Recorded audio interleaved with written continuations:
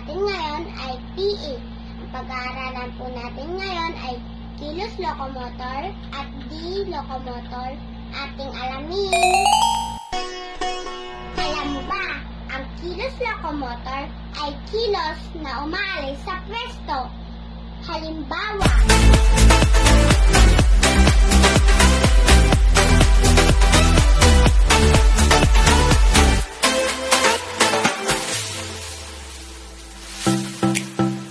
paglalakad.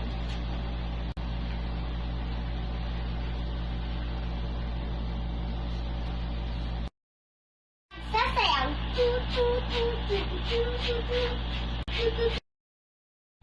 Pagtakbo.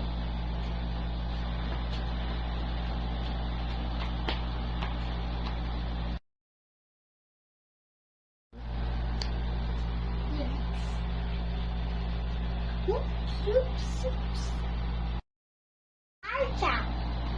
March, march, march. March, march, march. Kilos. D-locomotor ay kumikilos pero hindi umaalis sa pwesto. Halimbawa,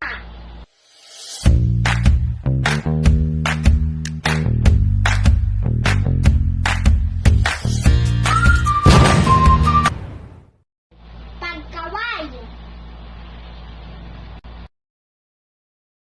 Pag-unat ng kamay.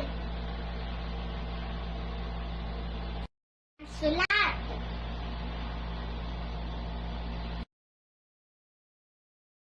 Pagpalakpak.